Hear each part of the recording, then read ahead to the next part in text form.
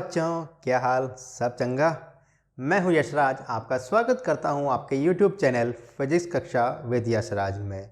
आज अपन पढ़ रहे हैं 12th का चैप्टर 2 स्थिर विद्युत विभव एवं विद्युत धारिता की अगला वाला वीडियो। इससे पहले वाले वीडियो में अपन ने विद्युत स्थितिज ऊर्जा के बारे में जाना, 2 आवेशों के लिए, 3 आवेशों के लिए और n आवेशों के लिए। ठीक है बेटा, आज अपन पढ़ेंगे पदार्थ के वर्गीकरण का। स्टार्टिंग में पदार्थ का वर्गीकरण देखेंगे चालन के आधार पर।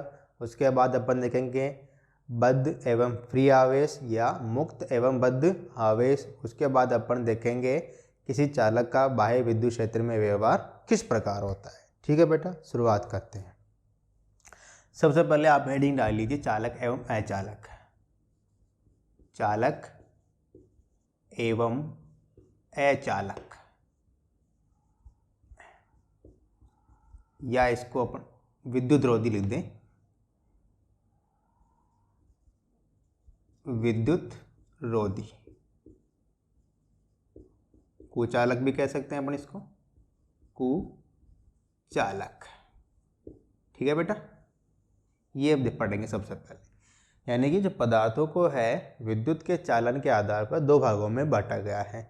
एक को नाम दिया चालक, एक को नाम दिया कुचालक या विद्युत रोधी। यानी कि पदार्थों को, किनको बेटा?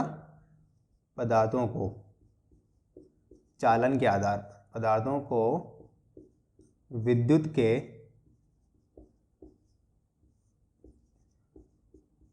चालन के आधार पर, चालन के आधार पर 2 भागों में बांटा गया। कितने भागों में बांटा गया बेटा? 2 भागों में। 2 भागों में बांटा गया है। वो कौन कौन से हैं बेटा? एक तो है चालक, दूसरा है कुचालक। ठीक है बेटा, पहला है चालक, जिसको अपन कंडक्टर भी बोलते हैं। क्या बोलते हैं? कंडक्टर या चालक। किसे कहते हैं? चालक। यानी कि जो चलाएं, नाम से पता चल रहा है चालक, जो चलाते हैं। यानी कि ऐसे पदार्थ जो अपने अंदर से विद्युत आवेशों को आसानी से प्रवाहित होने देते हैं, आसानी से चलने देते हैं, उन्हें कहा जाता है चालक या कंडक्टर। यानी कि ऐसे पदार्थ जो अपने अंदर से विद्युत आवेशों को चलने देते हैं या आसानी से प्रवाह होने देते हैं, उन पदार्थों को अपन कहते हैं चालक। समझ में आया अपने? यानी ऐसे पदार्थ जो अपने अंदर से विद्युत धारा का प्रवाह होने देते हैं, चालन या चालन करते हैं विद्युत का, उनको कहते हैं अपन चालक।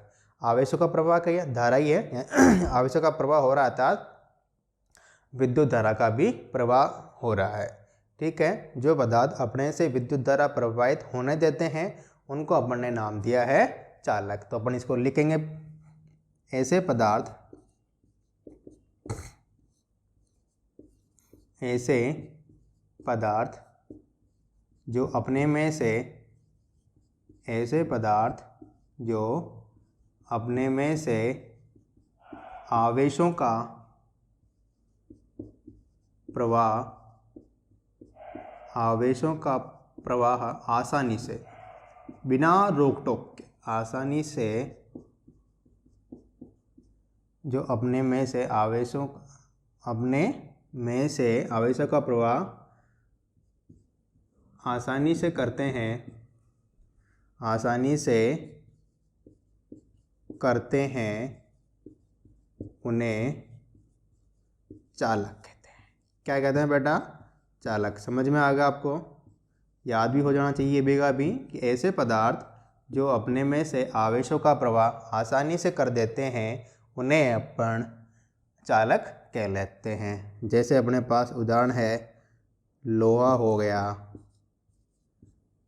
चांदी हो गई, तांबा हो गया, एल्यूमिनियम हो गया, एल्यूमिनियम,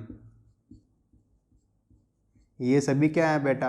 आदि चालक पदार्थ हैं। ऐसे बहुत सारे हैं जो विद्युत का चालन करते हैं, वो सारे कौन से हैं? चालक पदार्थ हैं। जो सबसे अच्छा चालक पदार्थ होता है बेटा वो होता है चांदी। सबसे बड़ा, सबसे उच्च क्वालिटी का चालक अपन कहेंगे तो कौन होता है? चांदी।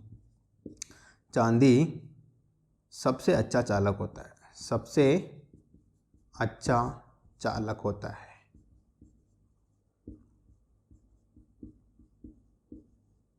चालक होता है, परंतु इसके महंगे होने के कारण इसका उपयोग साधारणतः नहीं किया जाता, क्योंकि चांदी बहुत महंगी है। अगर चांदी का उपयोग ऐसे करने लगे तो अपन पता नहीं कब कहाँ से गायब हो जाए। ठीक है बेटा, चालक पदार्थ वो हैं जो अपने अंदर से आवेशों का प्रवाह होने देते हैं, उन्हें अपन चालक कहते हैं। चांदी, सोना, लोहा, मनुष्य का जो शरीर है वो भी क्या है? चालक है। जो अपने करंट लगता है नहीं लगता बेटा? जब अपन किसी करंट के संपर्क में आते हैं, विद्युत के संपर्क में आते हैं तो करंट लगता है, तो अपने पास यानी कि आवेशों का प्रवाह अपनी बॉडी के अंदर से हुआ है। ठीक है बेटा। दूसरे प्रकार है बेटा अपने पास विद्युत रोधी। कौन सा प्रकार है? विद्युत रोधी या कुचालक, यानी कि ऐसे पदार्थ जो अपने में से आवेशों का प्रवाह नहीं करते हैं, उन्हें अपन कहते हैं कुचालक पदार्थ। जो अपने में से आवेशों का प्रवाह नहीं करते हैं उन्हें कहा जाता है कुचालक पदार्थ। ऐसे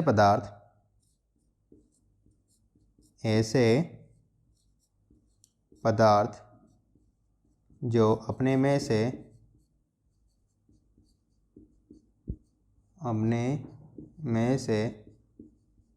आवेशों का प्रवाह नहीं करते हैं, आवेशों का प्रवाह नहीं करते हैं,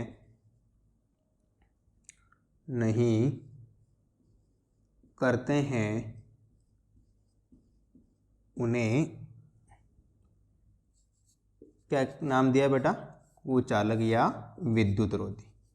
उन्हें विद्युत रोधी कहते हैं।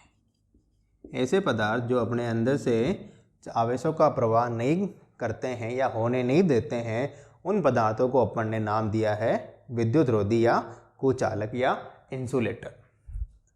इंग्लिश में बोलते हैं इनको इंसुलेटर। क्लियर है बेटा? कौन कौन से हैं? जैसे कांच है, प्लास्टिक है, रबड़ है, लकड़ी है, सूखी लकड़ी, गीली नहीं होनी चाहिए, सूखी होनी चाहिए। तो ये सब भी क्या है? कुचालक है, आदि कुचालक है। क्लियर है बेटा? कौन कौन से पदार्थ चालक है, कौन कौन से पदार्थ कुचालक? अपन समझ गए कि जो अपने में से आवेशों का प्रवाह होने दे रहे हैं उनको अपने कैटेगरी में डाल दिया चालकों की में, जो अपने में से आवेशों का प्रवाह नहीं होने दे रहे उनको अपने कैटेगरी में डाल दिया कुचालकों के।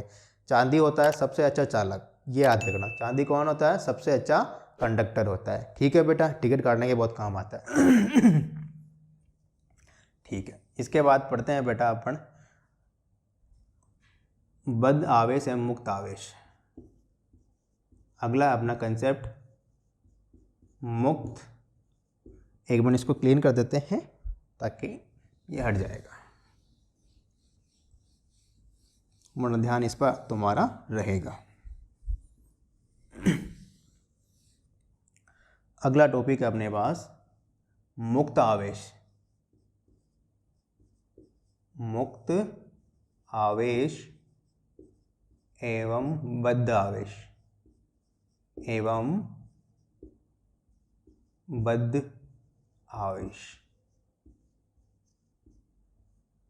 ये आपका अगला टॉपिक है। मुक्त आवेश एवं बद्ध आवेश यानी कि free charge and bound charge. अब अपन जानते हैं कि जो प्रत्येक पदार्थ होता है किससे मिलकर बना होता है बेटा? परमाणु से मिलकर बना होता है। अपन जानते हैं जो पदार्थ है किससे मिलकर बना होता है? परमाणु से मिलकर बना होता है। किससे बना होता है बेटा? परमाणु से मिलकर बना होता है प्रत्येक पदार्थ। अब परमाणु में क्या होता है? परमाणु में ये होता है कि एक नाभिक होता है, उसके चारों ओर इलेक्ट्रॉन निश्चित वृत्ताकार कक्षाओं में चक्कर लगाते रहते हैं। ये अपने पास परमाणु बन गया। ये अपने पास कुछ कक्षाएं अपन ने बना दी हैं इसकी नाभिक के चारों ओर। परमाणु के अंदर क्या होता है, नाभिक होता है। ये नाभिक है अपने पास, इसके चारों ओर वृत्ताकार निश्चित कक्षाओं में इलेक्ट्रॉन चक्कर लगाते रहते हैं, यानी कि अपने पास इन कक्षाओं में इलेक्ट्रॉन चक्कर लगाते रहते हैं नाभिक के चारों ओर। ठीक है बेटा, ये अपन ने लगा दिया। ये अपने इलेक्ट्रॉन हैं जो लगातार नाभिक के चारों तरफ राउंड अप कर रहे हैं, चक्कर लगा रहे हैं। अब ये जो इलेक्ट्रॉन है नाभिक के साथ आकर्षण बल से बंधे रहते हैं। किससे बंधे रहते हैं बेटा, आकर्षण बल से। किसके द्वारा, आकर्षण बल के द्वारा, आकर्षण बल से, जो किसके बीच में लग रहा है, इलेक्ट्रॉन और नाभिक के बीच में लग रहा है। दोनों विपरीत प्रकार के आवेश हैं। यह जो न्यूक्लियर फोर्स लग रहा है उसके कारण आकर्षण बल लग रहा है किसके बीच में, इलेक्ट्रॉन और नाभिक के बीच में। तो जैसे जैसे अपने पास इलेक्ट्रॉन की नाभिक से दूरी बढ़ती जाएगी तो आकर्षण बल का मान क्या होगा बेटा, कम हो जाएगा। भाई दूरी बढ़ने पर आकर्षण बल का मान कम हो जाएगा इलेक्ट्रॉन के ऊपर। जो सबसे बाह्यतम कोश वाले इलेक्ट्रॉन होंगे, यानी कि बाह्यतम कक्षा वाले जो इलेक्ट्रॉन होंगे, उनके ऊपर नाभिक का आकर्षण का मान बिल्कुल कम होता है, दुर्बल होता है। कम कितना होता है, दुर्बल होता है। इनके ऊपर जो आकर्षण बल लग रहा है बेटा उसका मान दुर्बल होता है, जिसके कारण क्या है कि ये इलेक्ट्रॉन मन मर्जी से पदार्थ के अंदर कहीं भी गति कर सकते हैं। क्योंकि इनके ऊपर कंट्रोल करने वाला नाभिक था, उसने कंट्रोल करना छोड़ दिया या उसका कंट्रोल ना के बराबर हो गया। तो ये क्या हो गए कि हम तो पूरे पदार्थ के अंदर घूमेंगे, अपनी मन मर्जी करने लग गए, यानी कि स्वतंत्र रूप से पदार्थ के अंदर घूमने लगे, स्वतंत्र रूप से पदार्थ के अंदर विचरण करने लगे। क्या करने लगे, स्वतंत्र रूप से विचरण करने लग गए, स्वतंत्र रूप से विचरण करने लग गए। कौन से इलेक्ट्रॉन, बाह्यतम इलेक्ट्रॉन, बाह्यतम इलेक्ट्रॉन। ठीक है बेटा, क्यों करने लग गए, क्योंकि इनके ऊपर नाभिक का आकर्षण बल सबसे कम होता है। तो ये इलेक्ट्रॉन विचरण तो करते हैं पदार्थ के अंदर, परंतु पदार्थ को छोड़कर नहीं जा सकते। कुछ बाउंड तो इनके ऊपर भी होता है कि पदार्थ के अंदर इनकी मन मर्जी से कहीं भी घूमो, परंतु पदार्थ को छोड़ के नहीं जाना है। तो ये एक तरह से फ्री होते हैं घूमने के लिए, तो इनको नाम दिया गया मुक्त इलेक्ट्रॉन। क्या कहा गया बेटा, मुक्त इलेक्ट्रॉन। इन्हीं इलेक्ट्रॉनों को कहा गया मुक्त इलेक्ट्रॉन। और यही है अपने पास मुक्त आवेश भी कह सकते हैं। इलेक्ट्रॉन के आवेश एक बेटा एक प्रकार का, तो मुक्त आवेश या मुक्त इलेक्ट्रॉन। अब जो अपने पास, तो इसकी अपना डेफिनेशन लिख सकते हैं कि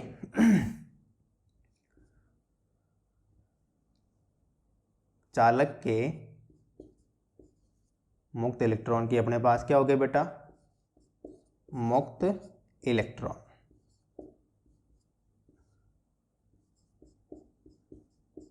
चालक के बाह्यतम कक्षा में उपस्थित इलेक्ट्रॉन पर नाभिक का आकर्षण बल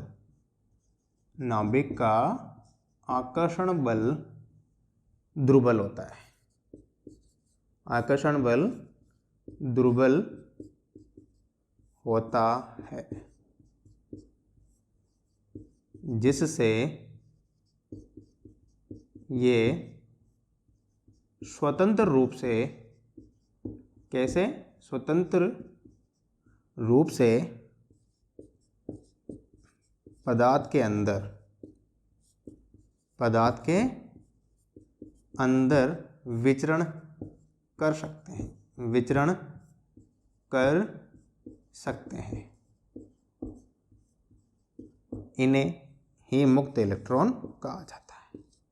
इन्हें ही मुक्त इलेक्ट्रॉन कहा जाता है। मुक्त इलेक्ट्रॉन कहा जाता है। समझ में आया कि नहीं आया, बोलो बेटा हाँ ना। ठीक है, आया, ओके, समझ में आ गया। कौन से मुक्त इलेक्ट्रॉनों के, जो सबसे चालक की सबसे बाह्यतम कक्षा में उपस्थित इलेक्ट्रॉन होंगे, उन्हीं को अपने नाम दिया है मुक्त इलेक्ट्रॉन। क्यों दिया है, क्योंकि एक तरह से वो फ्री हैं, इधर उधर मटकने के लिए, किधर इधर चला उधर चला, उसकी इच्छा अनुसार जा सकता है पदार्थ के अंदर कहीं भी, यानी अपनी इच्छा से विचरण कर सकता है स्वतंत्र, इसलिए उनको कहा गया मुक्त इलेक्ट्रॉन कि आप फ्री हो घूमने के लिए।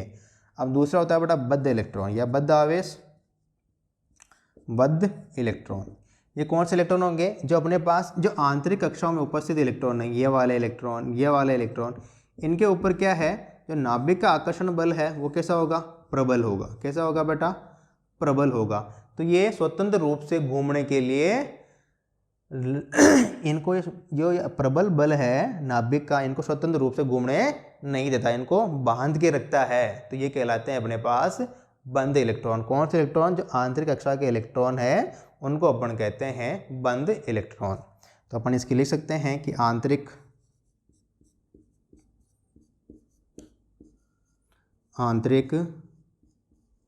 कक्षा के इलेक्ट्रॉन पर नाभिक का आकर्षण बल, नाभिक का आकर्षण बल प्रबल होता है, प्रबल होता है। ये पदार्थ के अंदर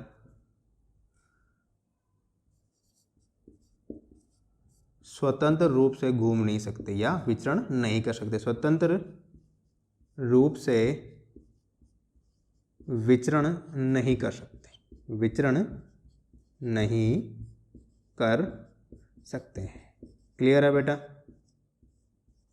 समझ में आया आपको? इन्हें बद्ध इलेक्ट्रॉन कहते हैं या बाउंड इलेक्ट्रॉन कहते हैं, इन्हें बद्ध इलेक्ट्रॉन कहते हैं।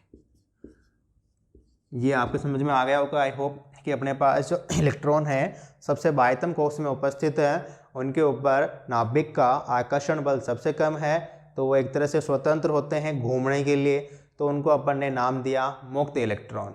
और जो सबसे आंतरिक कक्षा के अंदर मौजूद इलेक्ट्रॉन है उन बेचारों पर नाभिक ने मजबूती रखी हुई है, उनको कसा हुआ है, तो वो स्वतंत्र नहीं होते हैं पदार्थ के अंदर घूमने के लिए, तो बंधे रहते हैं बेचारे। उन्हीं बेचारों को अपन ने नाम दिया है बद्ध इलेक्ट्रॉन। तुम्हारी तरफ बेचारे बंधे हुए हैं अपनी कक्षा के अंदर, कहीं बाहर नहीं जा सकते, गुरुजी पढ़ा रहे हैं तो बैठे रहना है चुपचाप। तो कौन हो तुम? बंद इलेक्ट्रॉन हो। ठीक है बेटा, आपके समझ में आ गया आई होप? आगे बढ़ते हैं, समझ में आ गया हो तो अगला टॉपिक है अपना चालक स्थिर वैद्युतिकी। चालक स्थिर वैद्युतिकी।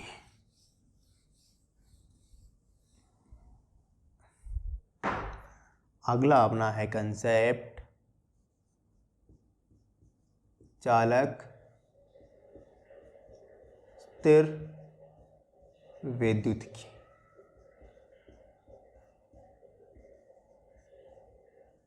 चालक स्थिर वैद्युतिकी। चालक स्थिर वैद्युतिकी एक ऐसी शाखा है जिसमें चालक के स्थिर आवेशों के बारे में पढ़ा जाता है, अध्ययन किया जाता है या स्टडी की जाती है। चालक के अंदर जो स्थिर आवेश होते हैं उनके बारे में अपन जो पढ़ाई करते हैं वो किसके अंदर करते हैं? चालक स्थिर वैद्युतिकी में। तो अपन लिख सकते हैं कि इसमें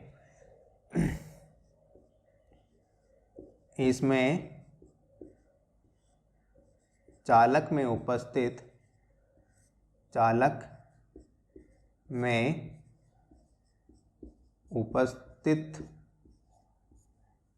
स्थिर आवेशों के बारे में, चालक में उपस्थित स्थिर आवेशों के बारे में अध्ययन किया जाता है, बारे में अध्ययन पढ़ाई लिखाई की जाती है।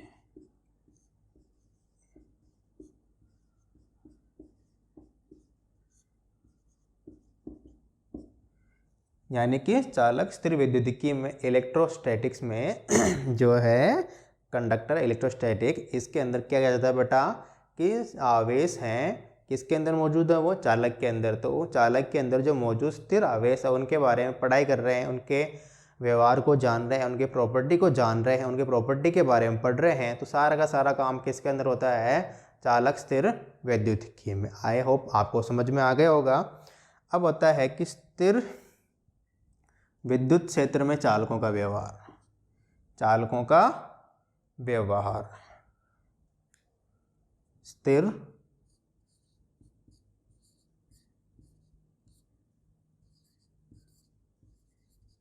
विद्युत क्षेत्र में चालकों का व्यवहार।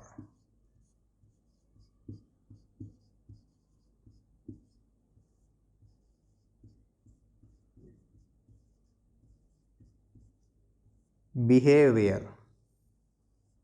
अपने पास किसी चालक को स्थिर विद्युत क्षेत्र में रख दें तो उसके ऊपर उसका बिहेवियर कैसा होता है, उसका व्यवहार कैसा हो, किस प्रकार रिएक्ट करता है, उनकी कुछ प्रॉपर्टीज हैं वो अपन पढ़ेंगे एक बाय एक, 1 by 1। पहली प्रॉपर्टी है बेटा कि बाह्य विद्युत क्षेत्र में किसी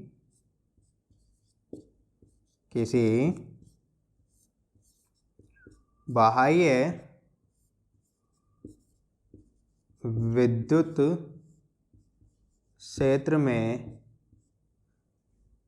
चालक के भीतर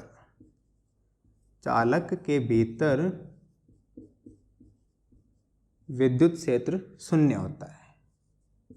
चालक के भीतर विद्युत क्षेत्र शून्य होता है।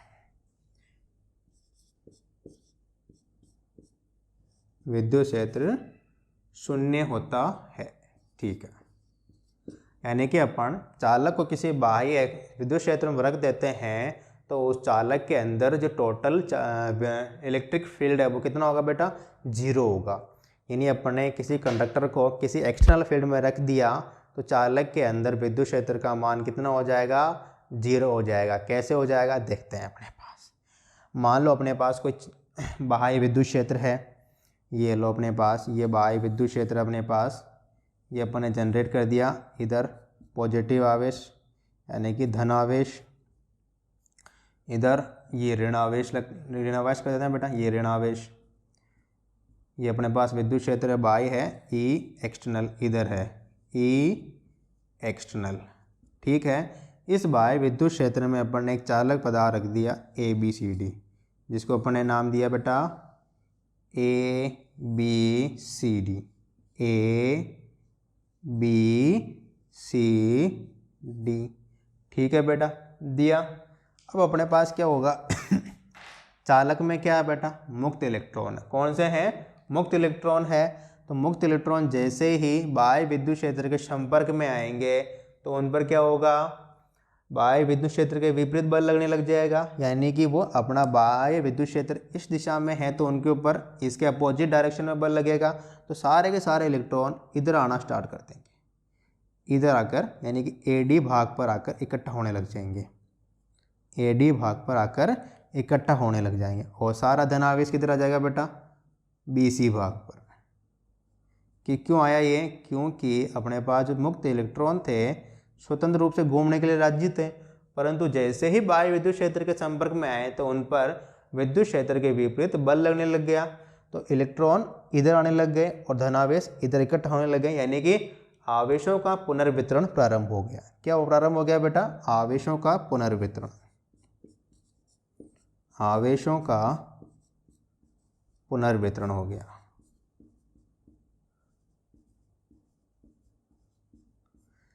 किससे हुआ? बाह्य विद्युत क्षेत्र के मौजूद होने से। समझ में आया यहाँ तक आपको? आई होप समझ में आया होगा।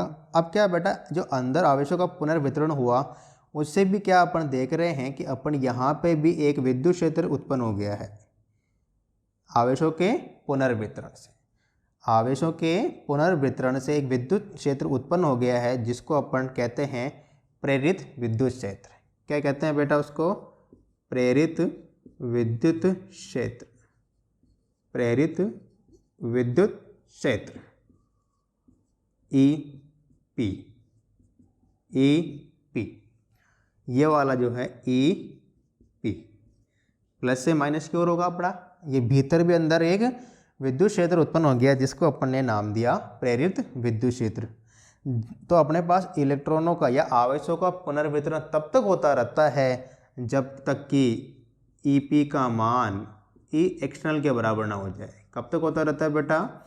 जबकि जो अपने अंदर प्रेरित हुआ विद्युत क्षेत्र है लगाए गए बाह्य विद्युत क्षेत्र के बराबर न हो जाए तब तक इलेक्ट्रॉनों का पुनर्वितरण चलता रहता है। जैसे ही बराबर होगा उनका पुनर्वितरण रुक जाएगा। अब इस स्थिति में क्या हुआ बेटा? यदि अपने पास एक्सटर्नल तो लग रहा है इस डायरेक्शन में और अपना प्रेरित विद्युत क्षेत्र लग रहा है इस डायरेक्शन में, दोनों का मान बराबर हो गया, दोनों एक दूसरे के विपरीत हो गए, तो अंदर टोटल विद्युत क्षेत्र कितना हो गया? नेट विद्युत क्षेत्र कितना हो गया बेटा? 0, क्योंकि दोनों ने एक दूसरे को कैंसिल आउट कर दिया। तो चालक के अंदर विद्युत क्षेत्र का मान कितना हो गया? 0। आया आपको समझ में कि नहीं आया? बोलो बेटा। आया। किस प्रकार हुआ कि अपने पास आवेशों का पुनर्वितरण होने लग गया जिससे चालक के भीतर एक विद्युत क्षेत्र उत्पन्न हुआ जिससे अपन कहते हैं प्रेरित विद्युत क्षेत्र। और आवेशों का पुनर्वितरण तब तक चलता रहा जब तक ये दोनों का मान बराबर ना हो जाए। दोनों का मान बराबर हो गया, अपन ने देखा है कि दोनों एक दूसरे के विपरीत दिशा में हैं तो एक दूसरे को कैंसिल कर देंगे जिससे अपने पास टोटल कितना हो जाएगा? विद्युत क्षेत्र चालक के भीतर 0। समझ में आया? ठीक।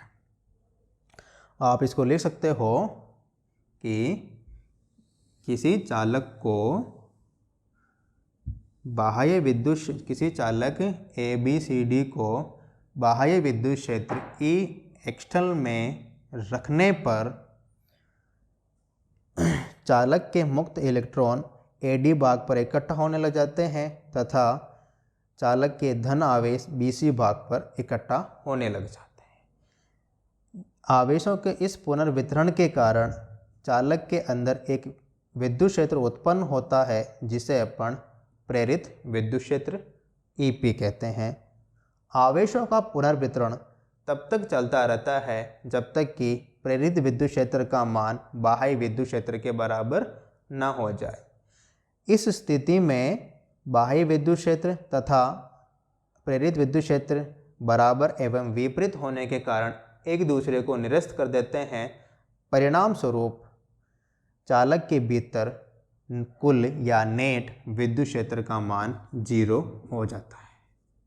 आया समझ में कि किसी चालक के भीतर विद्युत क्षेत्र का मान 0 क्यों होता है? अपने शायद पीछे वाले लेक्चर में डिस्कस किया था इसके बारे में थोड़ा बहुत।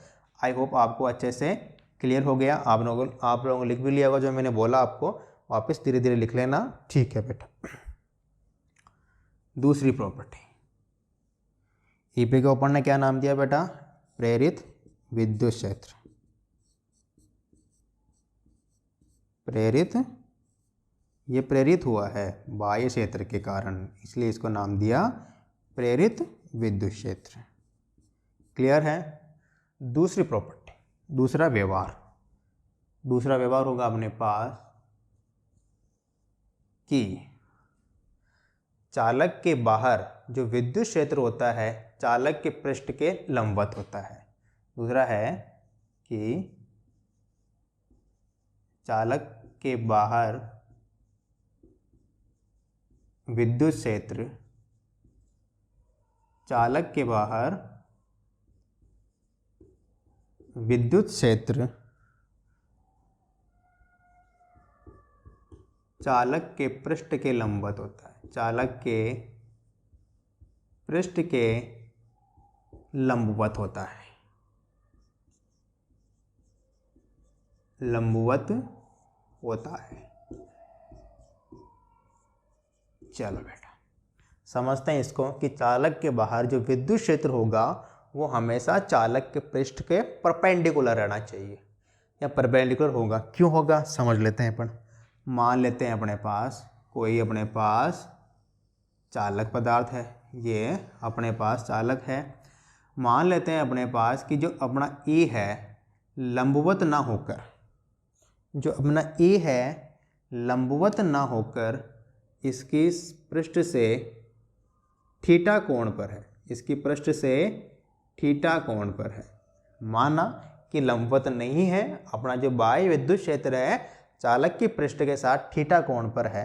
तो इससे क्या होगा बेटा, इसका एक घटक है इस दिशा में आ जाएगा जिसको अपन कह सकते हैं ई कोस थीटा। एक घटक इधर होगा परपेंडिकुलर लंबवत होगा, एक घटक होगा ई कोस थीटा इसके स्पर्श रेखा की दिशा में। ये किधर लगेगा बेटा, पृष्ठ के स्पर्श रेखा की दिशा में, अपन कह सकते हैं इसको स्पर्श रेखा की दिशा। लगा, ठीक है भाई साहब, लग गया। यानी कि ई कोस थीटा लग रहा है चालक के पृष्ठ के रेखा की दिशा में। अब अपने पास ये किस पर लग रहा है, यहाँ पर आवेश मौजूद है बेटा चालक के पृष्ठ पर, तो इन पर ये ई कोस थीटा लग रहा है जिसके कारण ये आवेश को गतिमान कराने की कोशिश करेगा ई कोस थीटा, क्योंकि ये ऐसे लग रहा है चालक के पृष्ठ के स्पर्श रेखा दिशा में लग रहा है, यानी कि काम करेगा जैसे अपने वृत्तीय गति में पढ़ा था। तो ये एक तरह से ये फील्ड जो आवेश मौजूद है पृष्ठ के ऊपर उनको गति कराने का प्रयास करता है। ई कोस थीटा आवेशों को गति कराने का प्रयास करेगा, गति कराने का प्रयास करता है, बिल्कुल करता है सब, ठीक है। एक कोस थीटा आवेशों को गति कराने का प्रयास करता है, परंतु अपन यहाँ क्या पढ़ रहे हैं बेटा, परंतु स्थिर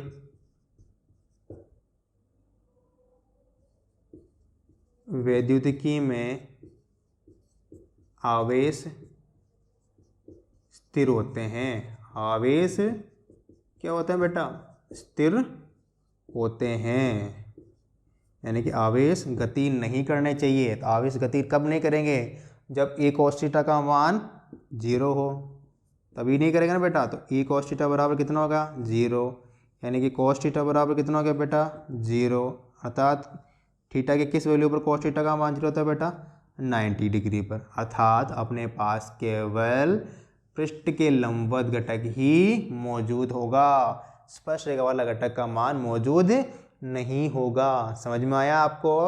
अगर स्पर्श रेखा की दिशा में घटक मौजूद है तो आवेशों को गति कराने की कोशिश करता है, जो पॉसिबल नहीं है स्थिर वैद्युतिकी में, कि वहाँ पर आवेशों को अपन स्थिर ही रख रहे हैं। ओके बेटा, आई होप आपको समझ में आ गया आता है। तो चालक के बाहर विद्युत क्षेत्र है सारा का सारा किधर होता है, लंबवत होता है। ओके, क्लियर है? ठीक है, अगली प्रॉपर्टी,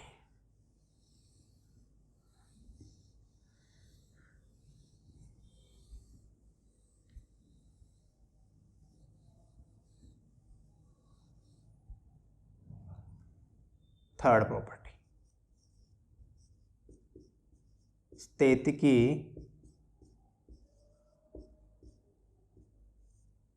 स्थिति में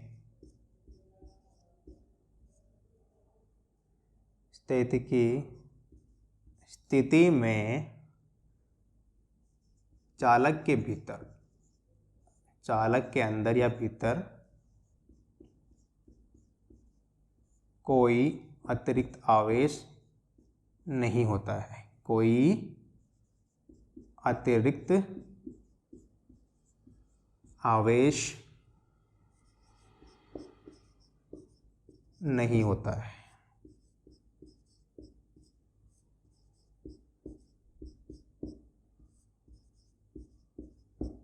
ये कह रहा है कि स्थितिकी स्थिति में, यानी कि स्थिर अवस्था वाली स्थिति में चालक के भीतर कोई भी अतिरिक्त आवेश मौजूद नहीं होता है। मान ले अपने पास कोई चालक है, तो ये कह रहा है कि इसके अंदर कोई भी आवेश नहीं होता है, सारा का सारा आवेश कहाँ होता है, पृष्ठ के ऊपर होता है। समझते हैं बेटा इसको? अपन जानते हैं गाउस नियम से,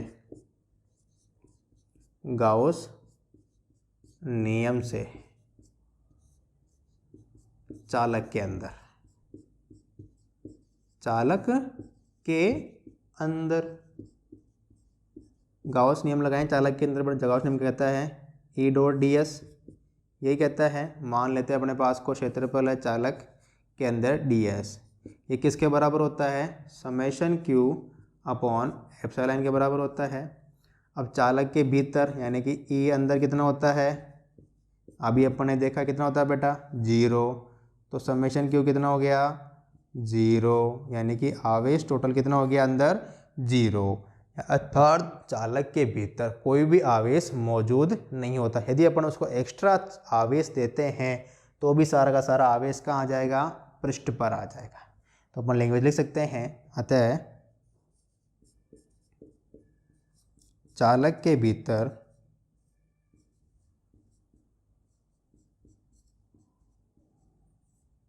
नेट आवेश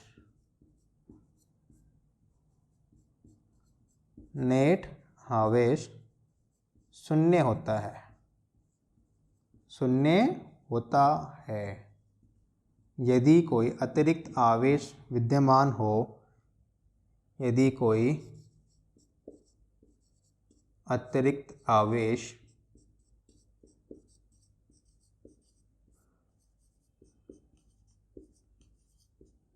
है तो वह पृष्ठ पर विद्यमान हो जाता है, पृष्ठ पर विद्यमान हो जाता है। क्लियर है, यानी अगर कोई एक्स्ट्रा आवेश है, एक्स्ट्रा चार्ज है, सारा चार्ज कहाँ जाएगा, सरफेस के ऊपर आकर जम जाएगा, अंदर आवेश मौजूद नहीं रहेगा। क्यों नहीं रहेगा, क्योंकि अंदर अपने पास E0 है, तो गाउस के नियम से E0 है तो आवेश भी 0 हो जाएगा। प्रॉपर्टी समझ में आ गई, चलो ठीक है। अगली प्रॉपर्टी चलते हैं बेटा, फोर्थ।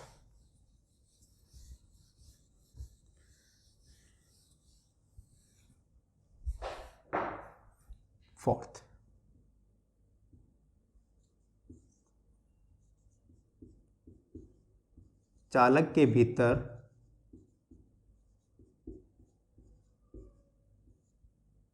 विभव एक समान होता है, चालक के भीतर विभव एक समान होता है तथा ये पृष्ठ पर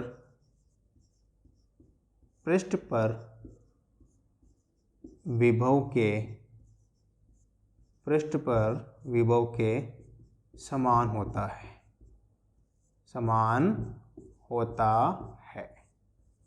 ठीक है। पहली चौथी प्रॉपर्टी क्या कह रही है बेटा, कि चालक के भीतर यानी कि चालक के आयतन में संपूर्ण आवेश नियत रहता है, यानी कि हर बिंदु के ऊपर विभव का मान एक समान रहता है। यानी अपन कह सकते हैं चालक के भीतर क्या होगा, समविभव होगा हर बिंदु पर, तथा ये जो विभव होता है किसके बराबर होता है, बराबर बताया ये पृष्ठ पर जितना विभव है उतना ही चालक के अंदर विभव होता है।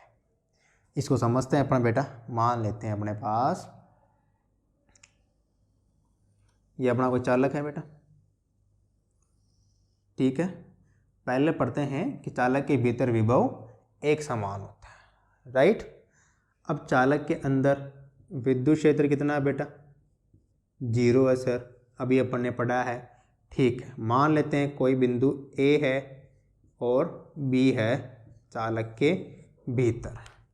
मैं किसी आवेश को A बिंदु से B की तरफ ले जाना चाहूँ, कहाँ ले जाना चाहूँ बेटा, A बिंदु से B की ओर ले जाना चाहूँ, तो मुझे काम करना पड़ेगा, राइट। वही कार्य निकालते हैं बेटा। कार्य का फॉर्मूला क्या होता है बेटा, कार्य क्या होता है, आवेश इंटू विभवांतर या विभव,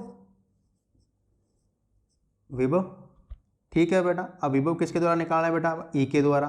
तो इसका फॉर्मूला बताया था मैंने, क्या होता है, माइनस R1 से R2, जिस पॉइंट से जा रहे हैं अपन R1 से R2 E डॉट dr, अभी अपन ने देखा था पिछली क्लास में कार्य, ठीक है बेटा। अब चालक के अंदर E कितना है, 0, तो कार्य भी कितना हो गया, 0 हो गया अपने पास। कार्य की एक और डेफिनेशन होती है बेटा अपने पास कि आवेश इंटू विभवांतर, राइट। तो आवेश तो Q है, विभवांतर कितना होगा बेटा VB माइनस VA। इसका मान किसके बराबर है, क्योंकि कार्य का मान किसके बराबर है 0 के, तो VB माइनस VA भी क्या हो गया, यानी कि विभवांतर कितना हो गया 0, अर्थात दोनों जो बिंदु हैं समान विभव पर हैं, अर्थात चालक के भीतर, अर्थात चालक के भीतर विभव एक समान है, एक समान है। समझ में आया, यानी कि चालक के अंदर सारा का सारा विभव एक जैसा है, हर बिंदु के ऊपर, हर पॉइंट के ऊपर विभव का मान एक समान है। क्लियर हो गया बच्चा, समझ में आया कि नहीं आया, आया सर, ठीक है। विभवांतर 0 है तो हर बिंदु पर विभव समान है, हर बिंदु के ऊपर विभव एक जैसा है। दूसरी बात कि पृष्ठ पर विभव के समान होता है, देखें उसको।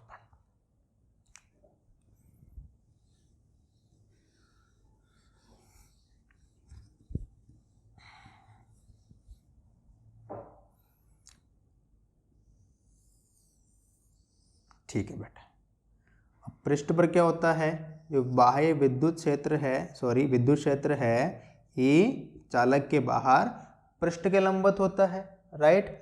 अब मैं किसी आवेश को अगर मैं गति कराऊं चालक के पृष्ठ पर, चालक के पृष्ठ पर गति कराने के लिए मुझे इस दिशा में चलना पड़ेगा, यानी कि जब मेरा विस्थापन होगा इस दिशा में होगा।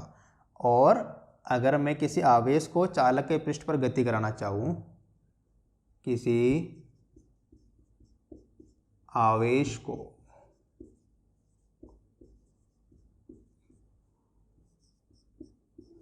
चालक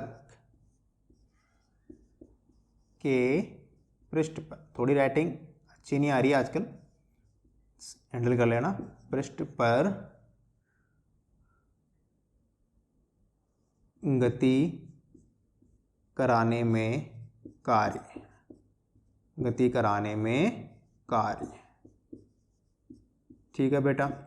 कार्य कितना होगा, आवेश R1 से R2 E डॉट dr, अभी निकाला अपन ने, ठीक है राइट। अब E और dr के मध्य एंगल कितना है बेटा, वो अपन इसको खोलें तो E dr कोस कितना एंगल बेटा 90 डिग्री सर, तो 90, तो कोस 90 की वैल्यू कितनी हो गई 0, यानी कि पृष्ठ पर आवेश को एक बिंदु से दूसरे बिंदु पर ले जा रहे हैं तो कोई भी कार्य नहीं करना पड़ रहा। ये कब होता है, जब बेटा जब दोनों दोनों बिंदुओं पर विभव समान होता है, तभी अपने को कार्य देखने को नहीं मिल रहा। यानी कि जो पृष्ठ पर है सारा का आवेश को कहीं भी ले जाएं तो कोई कार्य नहीं करने को मिल रहा, यानी कि जो पृष्ठ पर है वो भी सारा का सारा विभव एक जैसा है, यानी कि पृष्ठ पर भी विभव का मान एक समान है, ठीक है। अब अपने पास जो अब अंदर आने में, यहाँ से अंदर आने में कोई कार्य नहीं करना पड़ा, तो यहाँ पर जो विभव होगा सेम वही विभव अंदर भी होगा, यानी कि अपने पास जो विभव पृष्ठ पर है वही विभव कहाँ होगा, अंदर होगा। क्लियर हो गया। अब यहाँ से आवेश को लाने में अंदर मुझे कोई कार्य करना पड़ेगा, नहीं करना पड़ेगा सर, क्योंकि सारा का सारा विभव सेम पर है। तो जो विभव यहाँ है वो ही विभव पृष्ठ के विभव जो मौजूद है वो विभव अंदर होगा। क्लियर है। और पृष्ठ पर विभव एक समान रहेगा, ये भी देख लिया अपन ने। आई होप आपको समझ में आ गया होगा, ठीक है।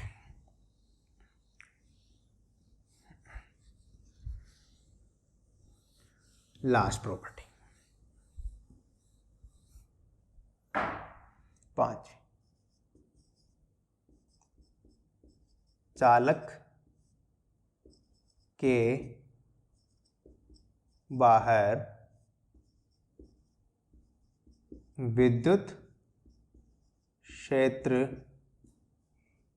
E बराबर sigma upon epsilon n cap होता है। n कैप यहाँ डायरेक्शन है बेटा जो पृष्ठ के अभिलंबवत है। मान लो अपने पास ये अपना कोई चालक है, ठीक है बेटा। इस चालक को मैंने सिग्मा आवेश घनत्व से आवेशित कर दिया। आवेश घनत्व कितना है बेटा, जी गुरुजी, आवेश घनत्व है सिग्मा है। कर दिया भैया, ठीक है। अब अपने पास यहाँ क्या निकालना है बेटा, विद्युत क्षेत्र निकालना है। गाउस नियम का उपयोग कर लो गुरुजी। गाउस नियम का उपयोग करने के लिए मैंने एक बेलन बनाया, गाउसी पृष्ठ, जिसका काट क्षेत्रफल है, जिसका ये क्षेत्रफल है ds। कितना बेटा, ds है, क्षेत्रफल ds है, लंबाई कुछ भी ले लो, यह क्षेत्रफल है वो कितना बेटा, ds है, ठीक है बेटा। तो इसके लिए इसके सरफेस 3 हो जाएंगे। अब इन सब के लिए E किधर है, E अभिलंबवत बाहर की ओर होता है इधर, ठीक है। तो अपने पास बन गया S1 S2 और S3। गाउस नियम लगाए अपन, गाउस नियम से, ठीक है। गाउस नियम क्या कहेगा, S1 पर देखो A डॉट ds, फिर S2 पर देखो A डॉट ds, फिर S3 पर देखो E डॉट ds। ये किसके बराबर होगा, summation Q upon epsilon not, right. अंदर S1 कौन सा बेटा, अंदर वाला भाग, अंदर E कितना है, जी गुरुजी 0 है, कितना बेटा, बोलो सारे एक साथ, कितना है अंदर, E ही 0 है, तो इसका मान 0 हो गया, बिल्कुल 0 हो गया। प्लस S2 पर E भी इधर ही है, जो क्षेत्रफल है ds वो भी इसी डायरेक्शन में है बेटा, यानी कि दोनों सेम डायरेक्शन में है, तो सेम हो जाएगा ये E ds, क्लियर है। प्लस इस काट क्षेत्रफल पर ds ही है बेटा, ठीक है। S3 पर क्या हो रहा है, S3 पर ds तो इधर है और E इधर है, 90 डिग्री हो गया, तो ये भी cos 90 हो गया, तो ये भी 0 हो गया। अब समेशन Q यानी कि इस काट क्षेत्रफल में कितना आवेश मौजूद है, तो क्या करेंगे बेटा, इसके काट क्षेत्रफल को आवेश घनत्व से गुणा कर दें, वही होता है ना अपने पास सिग्मा इंटू काट क्षेत्रफल का आवेश। भाई इसके अंदर इतना ही तो आवेश मौजूद है बेटा, इतना ही भाग आ रहा ना चालक का, इसका क्षेत्रफल कितना है अपने पास, ds है, तो इस और इसका आवेश घनत्व कितना दे रखा है, सिग्मा। क्षेत्रफल को आवेश घनत्व से गुणा कर दें तो इस क्षेत्रफल में मौजूद आवेश आ गया अपने पास, आ गया गुरुजी, ठीक है। Summation epsilon 0। अभी क्या हो गया बेटा, E ds sigma ds divided by epsilon not, ds से ds कट गया, तो E बराबर क्या हो गया बेटा, सिग्मा अपॉन एप्सिलॉन नॉट। आया कि नहीं आया, आ गया। यहाँ पर अगर वेक्टर फॉर्म में लिखें अपन इसको, तो बेटा sigma upon epsilon n cap, जहाँ n कैप क्या है, पृष्ठ के लंबवत एकांक सदिश है, पृष्ठ के लंबवत एकांक सदिश है। Okay sir, clear, okay sir. यदि अपने पास सिग्मा ग्रेटर देन 0 होगा, सिग्मा का मान ग्रेटर देन 0 होगा, तो अपने पास E किधर होगा, बाहर की ओर। सिग्मा 0 का मतलब है धनात्मक आवेश, ठीक है बेटा, और लेस देन 0 उसका मतलब है ऋणात्मक। तो ऋणात्मक के लिए E किधर होता है, बाहर लंबवत और अंदर लंबवत, अंदर की ओर लंबवत, ठीक है। अरे कुछ नहीं है, सिंपल है, पॉजिटिव आवेश है तो पॉजिटिव आवेश से विद्युत क्षेत्र बाहर की ओर जाता है, जिसका मतलब होता है सिग्मा ग्रेटर देन 0, और सिग्मा का मान 0 से कम है अर्थात नेगेटिव है, यानी कि ऋण आवेश के लिए E अंदर की ओर होता है, यानी अपनी ओर होता है, सिंपल, वो का वही कंसेप्ट है, ठीक है। ये था अपने पास चालक का व्यवहार विद्युत क्षेत्र के अंदर, ठीक है बेटा। आई होप समझ में आया होगा आपको। इन कंसेप्ट का यूज अपन बहुत जगह करेंगे आगे, जब अपन नेक्स्ट चैप्टर पढ़ेंगे या ये चैप्टर के अगले टॉपिक्स पढ़ेंगे। इसके बाद अपने पास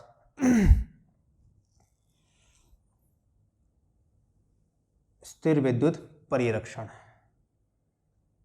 अगला टॉपिक अपने पास स्थिर विद्युत परिरक्षण। Electrostatic shielding.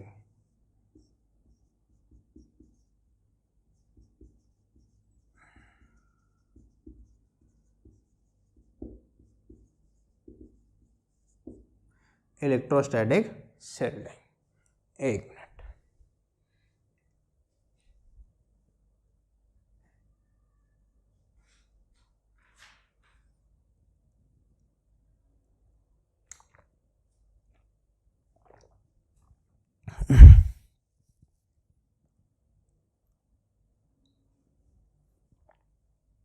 हाँ, स्थिर विद्युत परिरक्षण यानी कि किसी स्थान या किसी क्षेत्र को अपन किसी बाह्य विद्युत क्षेत्र से सुरक्षित रखें तो उस प्रक्रिया को अपन कहते हैं स्थिर विद्युत परिरक्षण। समझ में आया? यानी अपन किसी क्षेत्र या किसी वस्तु को बाह्य विद्युत क्षेत्र से सुरक्षित रखें तो इस प्रक्रिया को स्थिर विद्युत परिरक्षण कहते हैं। लिखें इसको और समझते हैं अपन। लिख के पहले किसी स्थान या क्षेत्र को, एक बार लिखें इसको, किसी स्थान या क्षेत्र को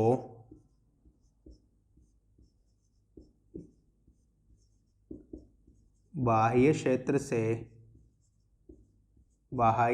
क्षेत्र से सुरक्षित रखने की प्रक्रिया को सुरक्षित रखने की प्रक्रिया को स्थिर विद्युत परिरक्षण कहते हैं। स्थिर विद्युत परिरक्षण कहते हैं। यानी कि अपन किसी स्थान या क्षेत्र को बाह्य जो विद्युत क्षेत्र लग रहा है उससे बचा कर रखें, तो जो बचा कर रखने की जो प्रक्रिया है इसको अपन कह रहे हैं परिरक्षण।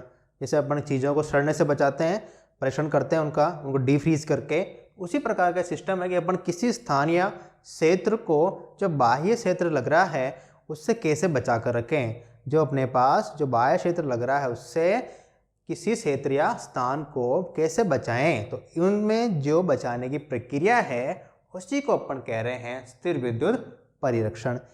ये क्या काम आता है बेटा? जो अपने पास जो शक्तिशाली विद्युत क्षेत्र में जो अपने पास सुग्राही उपकरण होते हैं उनको बचाने के लिए। अगर अपने पास बाह्य विद्युत क्षेत्र में कोई सुग्राही उपकरण है तो उसकी दक्षता खराब हो जाएगी, उसकी एफिशिएंसी में प्रभाव पड़ेगा, तो उसको बचाने के लिए स्थिर विद्युत परिरक्षण किया जाता है। तो उसके लिए क्या करते हैं, उसको सुग्राही उपकरण को एक गोलीय कोष के भीतर रख देते हैं। लिखें इसको भी,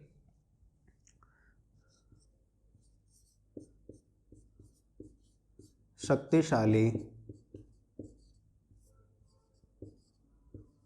विद्युत क्षेत्र में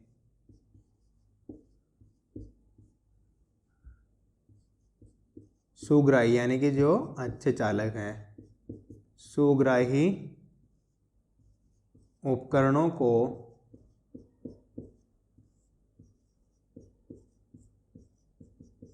सुरक्षित रखने के लिए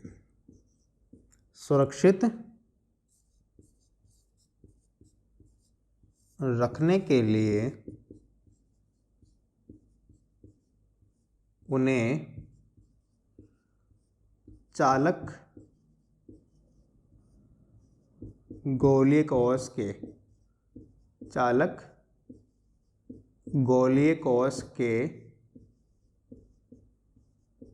भीतर रख देते हैं। इससे क्या होगा वो समझते हैं। अपने पास ये चालक गोलीय कोष है बेटा। गोलीय कोष जब अपने पढ़ा है कि खोखला गोला होता है चालक का, ये अपने पास चालक का खोखला गोला है। ये अपने पास कोई बाह्य विद्युत क्षेत्र है ई एक्सटर्नल। तो अभी अपन ने पढ़ा कि बाह्य एक्सटर्नल में चालक के अंदर विद्युत क्षेत्र कितना होता है बेटा? 0। विद्युत क्षेत्र कितना हो चालक के अंदर? विद्युत क्षेत्र हो जाता है 0। तो अपन यहाँ किसी भी सुग्राह्य उपकरण को रखेंगे तो उस पर इसका प्रभाव पड़ेगा क्या? नहीं पड़ेगा। क्यों नहीं पड़ेगा? क्योंकि चालक के अंदर विद्युत क्षेत्र कितना हो गया? 0 हो गया सर। यानी इस प्रकार अपन सुग्राह्य उपकरणों का परिरक्षण करते हैं कि उनको एक खोखला गोला होता है चालक, ये भी कहता है बेटा चालक गोलीकोष है। ये भी कैसे है? चालक गोलीकोष। चालक गोलीकोष के अंदर विद्युत क्षेत्र कितना होता है? 0। तो अपन उपकरण को रखा तो वो विद्युत क्षेत्र से प्रभावित हुआ क्या? जब विद्युत क्षेत्र ही नहीं मौजूद सर अंदर तो प्रभावित कैसे होगा? बिल्कुल सत्य बात। ठीक है, आपको समझ में आ गया। इलेक्ट्रोस्टैटिक शील्ड कि किसी स्थान या क्षेत्र को बाह्य विद्युत क्षेत्र से सुरक्षित रखने की प्रक्रिया को अपन ने नाम बोला है स्थिर विद्युत परिरक्षण या स्थिर विद्युत आवरण भी कह देते हैं, बहुत बार पर्यावरण कह देते हैं। ठीक है, किसी भी नाम से इसको जाना जा सकता है। अब अपन इसका एग्जाम्पल देखते हैं। अपन जब अपने पास आकाशीय बिजली गिरती है तो अपन यदि अपन खुले स्थान पर खड़े हों या पेड़ के नीचे खड़े हों तो उससे बेटर है कि अपन किसी कार या किसी बस की जिसकी विंडो बंद करके उसके अंदर बैठे हों। तो उससे क्या होगा बेटा? अपन मान लो अपनी कार है, या एक मिनट थोड़ी सी कार बनाते हैं अपन।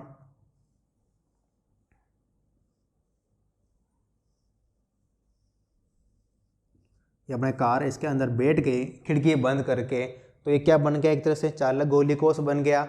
अगर बिजली आएगी भी थी सही तो इसके अंदर E कितना होगा?